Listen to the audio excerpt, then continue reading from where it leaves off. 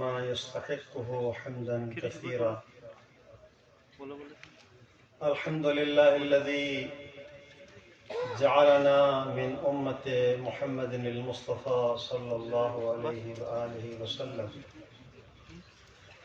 أما بعد قال رسول الله أما بعد قال الحكيم في محكم كتابه وَلَسَوْفَ يُعْطِيكَ رَبُّكَ فَتَرْضَىٰ. صدق اللہ العلی العظیم.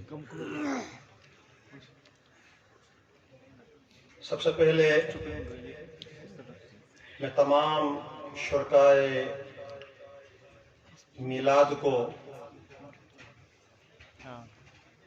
جشن میلاد النبی صلی اللہ علیہ وآلہ وسلم کی مناسبت سے ہدیہ تبریک پیش کرتا ہوں. کس قدر وہ مبارک دن تھا ربیع الاول کا کہ 1496 سال قبل جب حضرت عبداللہ کے گھر میں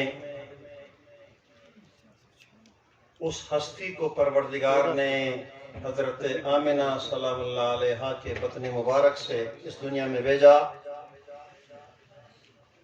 کہ جو باعث تخلیق کائنات تھا. کچھ بھی نہ تھا،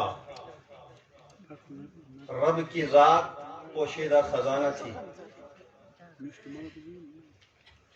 اللہ رب العزت نے ارادہ فرمایا جس کائنات کی تخلیق ہو تو اس کو پیغمبر اسلام اس انداز سے بیان فرماتے ہیں اول ما خلق اللہ نوری. جب مشیت ازلی میں اپنے آپ کو پہچانوانا، اپنی سماعت، اپنی قدرت، اپنی حکمت، اپنی خالقیت، وہ اوصاف حمیدہ ساری جب اسے پہچانوانے کا ارادہ فرمایا تو سب سے پہلے میرا نور خلق فرمایا. ایسے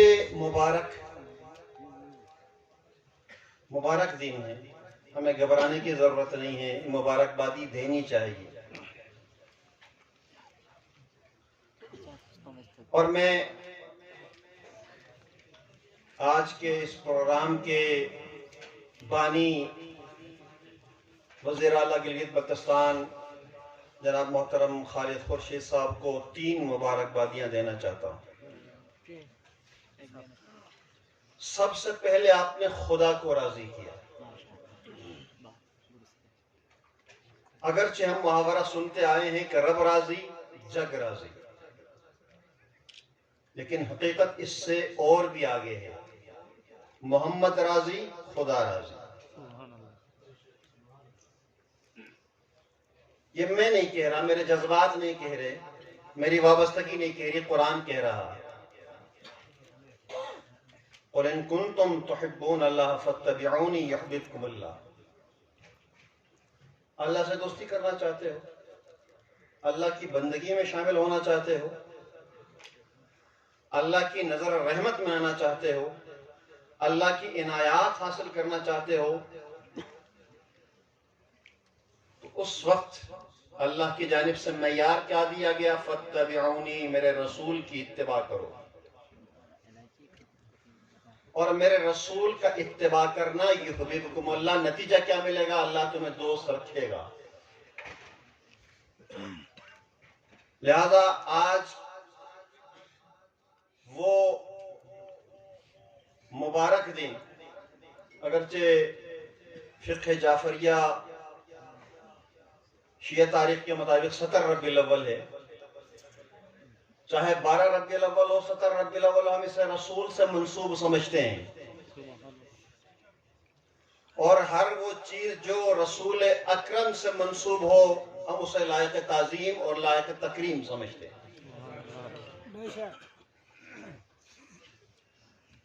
اور دوسری مبارکبادی، ایک تو خدا راضی آج کے اس پروگرام سے، اور دوسرا رسول راضی. رسول کیوں راضی ہے آج؟ رسول اس لیے راضی ہے کہ آج کی رات ہم امت مصطفیٰ بننے میں کامیاب ہوئے. سبحان اللہ.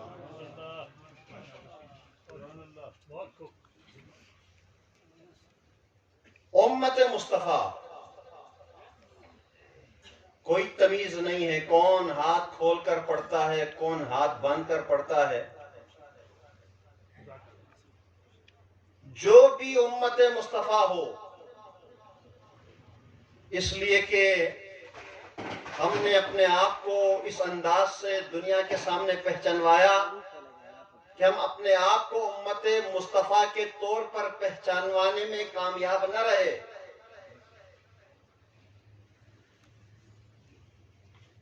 یقیناً آج امت مسلمہ میں جتنے بھی مسائل ہیں، دوریاں ہیں، بحثیں ہیں، اگر آپ دیکھیں اصحاب کس کے؟ رسول کے. اہل بیت کس کی؟ رسول کی. ازواج کس کی؟ رسول کی. جانشین کس کے؟ رسول کے. خلیفہ کس کے؟ رسول کے. اگر آج ہم امت مصطفیٰ بن جائیں اور امت مصطفیٰ ہونے کا حق ادا کریں تو یاد رکھیں خدا آپ کے ساتھ ہے. ان تنصروا اللہ ینصرکم ویثبت اقدامکم. اور خدا کی نصرت کا معیار رسول گرامی اسلام حضرت محمد مصطفیٰ صلی اللہ علیہ وآلہ وسلم. تیسری مبارکبادی آپ کو کہ آپ نے رسول کے عاشقوں کو زبان دی. گٹھن کا ماحول تھا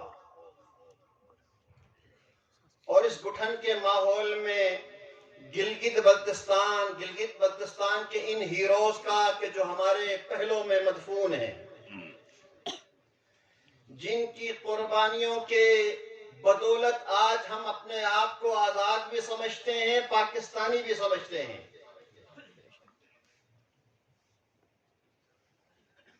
ان ہستیوں نے، ان ہیروز نے، ان ہمارے جان بازوں نے، ان ہمارے لیڈروں نے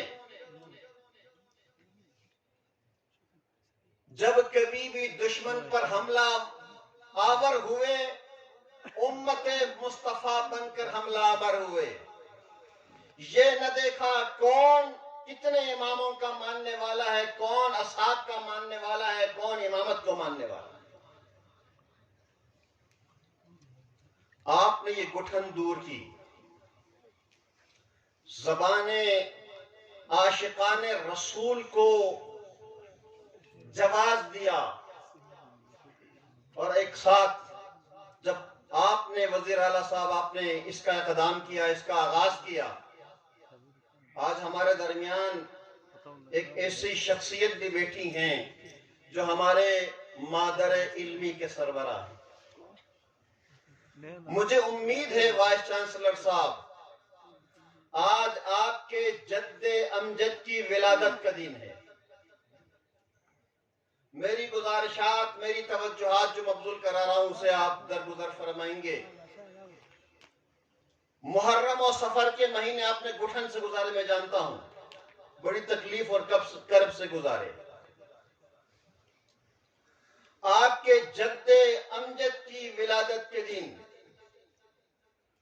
باعث تخلیق کائنات کی خوشی کے موقع پر میں آپ سے اگر یہ امید رکھوں تو حقیقت میں امت مصطفیٰ ہونے کا یعنی حق ادا کر رہا ہوں کہ آپ ماہ ربیع الاول میں اپنے ماتحت طالب علموں کو اکٹھا کریں، رسول کی تعلیمات سے آشنا کریں، رسول کی محبت سے انہیں موزن کریں. ملائیں اپنے طالب علموں کو رسول کی اس میلاد کو، رسول کی تعلیمات کو. اس میں کوئی شک نہیں. آپ کی ذمہ داری ہے کہ آپ مروجہ تعلیم، جدید تعلیم، جو جدید تعلیم ان سے اپنے طالب علموں کو آشنا کریں، انہیں آگاہ کریں، مگر ایک فرزند رسول ہونے کے، ایک آل سادات خاندان سے ہونے کے آپ کی اور ذمہ داریاں بڑھ جاتی ہیں کہ آپ اپنے شاگردوں کو دین کی تعلیم سے بھی آشنا کریں جو محبتوں کو فروغ دیتا ہے۔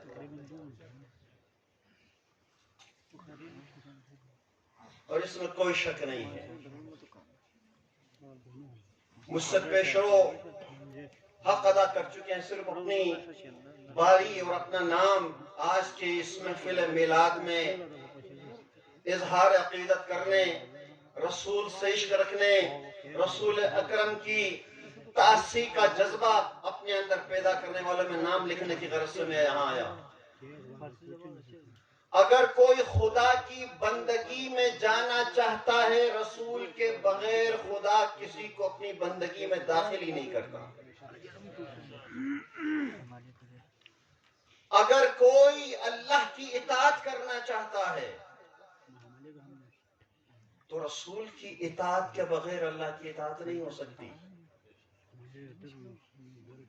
تاریخ نے ثابت کیا، جب رسول اکرم کی ولادت ہوئی، تاریخ کے اندر وہ واقعات آج بھی موجود ہیں جن کی ڈھاک بیٹھی ہوئی تھی، جن کی طوطی بولی جاتی تھی، وہ دھڑام سے گر گئے۔ خانہ کعبہ کے بت اوندے منہ گر گئے۔ ساوو ایک دریا ہے ایران کے اندر، وہ سوکھ گیا رسول اکرم کی ولادت کے یعنی انہی نشانیوں میں سے۔ یہ ولادت مجھے اس احترام کے ساتھ، اس عقیدت کے ساتھ منانی چاہیے جس کا ہمیں اللہ رب العزت نے خود سکھلایا کہ اپنے حبیب کو جب پیدا کر رہے تھے دنیا میں انقلاب پیدا کیا، بتوں کو گرایا، قیصر و کسریٰ کے جو ہے وہ ستون گرے، بہت ساری نشانیاں نمودار ہوئیں۔ اس کا مطلب یہ ہے کہ جب اللہ کے حبیب کی آمد ہو، خاموشی نہیں ہونی چاہیے، لبیک یا رسول اللہ کی صدائیں بلند ہونی چاہیے۔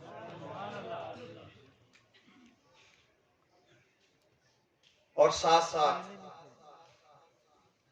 ایک اور ہم سب کو توجہ دینی چاہیے کہ آج جو ہمارے پاس جو کچھ بھی ہے وہ رسول کا دیا ہوا، رسول کی تعلیمات ہے۔ ہمیں ادب سکھلایا رسول اکرم نے، ہمیں تربیت کے اسلوب سکھلائے تو پیغمبر اسلام نے، ہمیں بندگی کے آداب اگر بتلائے تو رسول اکرم نے، ہمیں زندگی گزارنے کا سلیقہ سکھلایا تو رسول اعظم نے۔ وقت نہیں کہ میں دوسرے وہ خطبات کے جو مختلف مواقع پر پیغمبر اسلام کے گھرانے نے بیان فرمائی اس کو بیان کروں۔ ساری چیزیں رسول اکرم کی، وہی رسول اکرم فرماتے ہیں کہ میرا حلال کردہ کبھی حرام نہیں ہو سکتا، میرا حرام کردہ کبھی حلال نہیں ہو سکتا۔